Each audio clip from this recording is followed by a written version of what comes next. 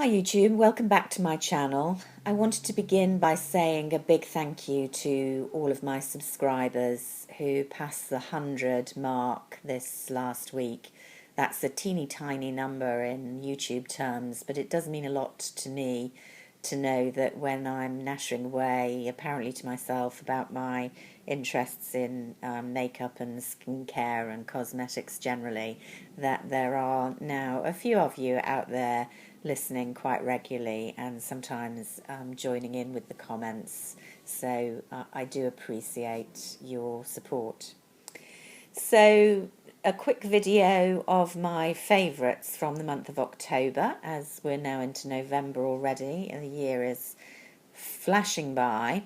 My all-time favourite this month is very clear. It's this product from This Works range called the Deep Sleep Pillow Spray, which is precisely what it says it is. In other words, you spray it onto your pillow to aid a restful night's sleep.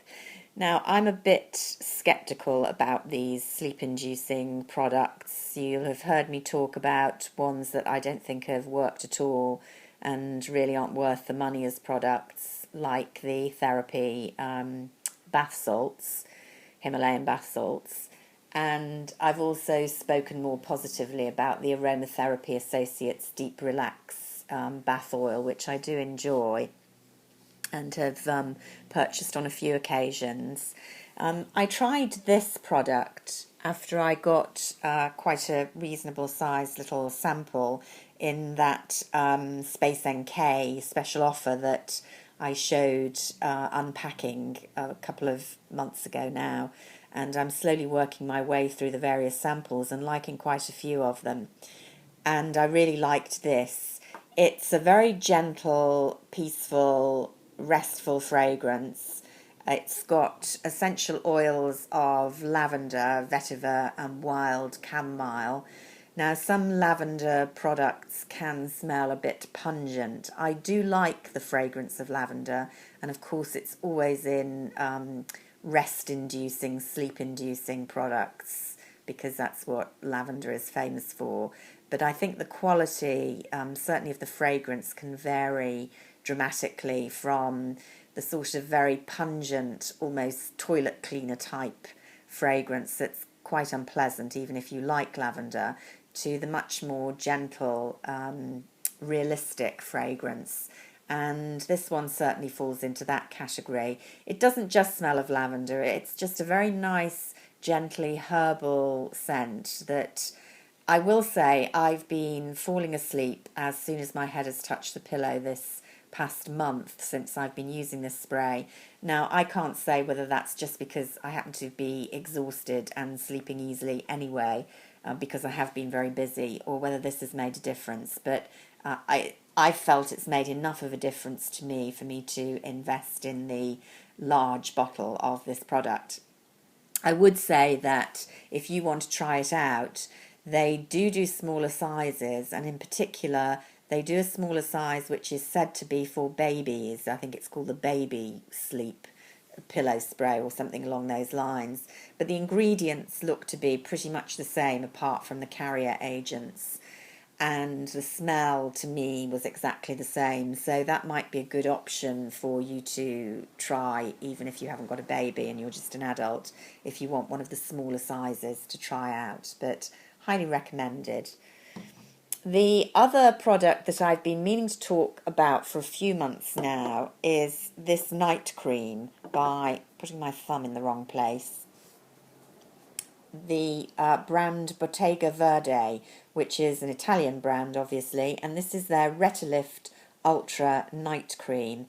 Now, I bought this 2 years ago in 2012 during the Olympics, because I can remember where I bought it was actually in a TJ Maxx, so it was very substantially discounted. I'd never heard of the range.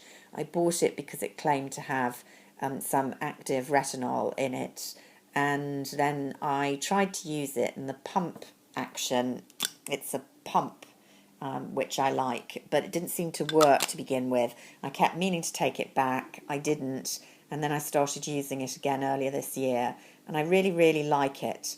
It's quite a thick, creamy formulation that absorbs quite readily, but does leave a clear kind of plumping residue on the skin that feels very soothing and smoothing. And I reckon that my fine lines look a bit better when I wake up in the morning having used this product.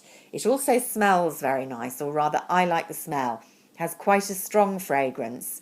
Looking at the ingredients on the website, doing the best I can with Italian, claims to have all sorts of luscious fragrance ingredients like white peach and lily and sandalwood in it. I can definitely smell the sandalwood, so if you're not a fan of sandalwood, you may not enjoy this fragrance, but I like it, and I like the product a lot, and I think I would probably repurchase it.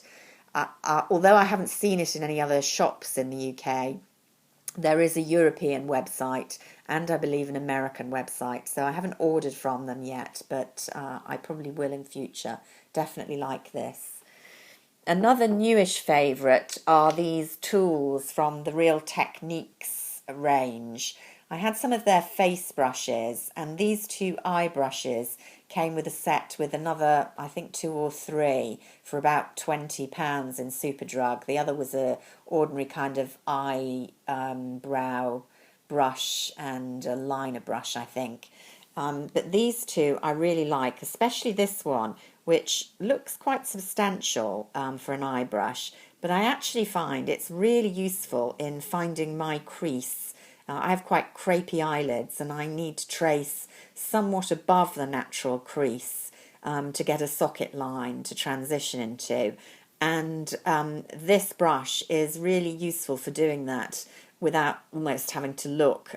It literally, you can feel your way into making a good crease line, particularly if you've got hooded eyes. So unfortunately you can't buy these brushes singly, but as I say, the whole collection is about £20 for about 4 brushes, and this one is also quite a nice useful brush. They're not, the softest, most brilliant brushes, but for the price they're very good and they're very easy to work with, so I definitely recommend them. Makeup wise, although I've bought a lot from the holiday collections, some of which I've still got to show you, I haven't had much time to experiment, and I've been doing quite basic makeups. I have been using my Becca Beach Tint Souffles, which I think I showed in the summer, again for a nice kind of just flash of colour with a bit of luminescence. I've been using this one, which I think is Raspberry Opal, a bit more. It's a bit kind of brighter berry pink. They don't last brilliantly, but they're very easy to apply and just give a really pretty glowy flush with a bit of shine, so you don't have to worry about doing a highlighter as well. And I've also been using the Fig Opal one that I used in the summer. That's a much more kind of muted peachy shade, but again, just makes you look well. Very, very easy and quick to apply and pop in your handbag, take with you. I've also been enjoying a Chanel Illusion d'Ombre from the spring. This is Dia Passant, which is a very plummy shade. I showed it in my Chanel fall collection. I don't know why they released this in the spring. It's very counterintuitive. It's the most beautiful fall winter colour with lots of dimension in a very easy purple, which you can wear quite subtly, so it just looks like a nice shadow, or really build up either using powder on top or on top of powder to give a bit of a gleam. And I've really been enjoying that as quite a simple eye look with the Plum Volume de Chanel mascara, which was a limited edition, goes superbly with that. And the other thing that I find I've been turning to with my foundation is my Tom Ford Traceless stick foundations. Now, I don't use these all over the face. I tend to use an ordinary liquid, relatively light foundation. I've been using up my Bourjois, but I've found I've needed a bit more coverage on my chin and around the nose where I've been looking a bit red, and this is almost better than a concealer. I find that it's very creamy. It's the one foundation product that I actually apply with fingers rather than a brush, certainly at the outset, because I find you need to kind of warm it up.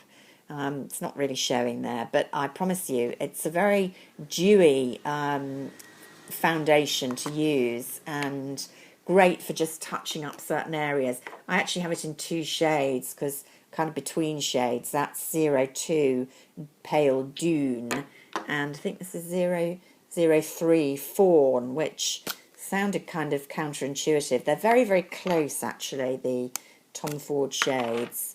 You can see there just slightly different undertones. So in fact, number 3 looks a little bit lighter with more yellow undertone, and so it's quite good for taking the red out. And this one, which is actually nearer my actual skin tone, it's got a little more pink in it, but very, very close. So you do need to go to the counter to play around with these, and they are hideously expensive, but they do last forever, and seriously good product. So that's my favourites for the month of October, and I shall be putting up my empties in a few days as well. In the meantime, bye for now.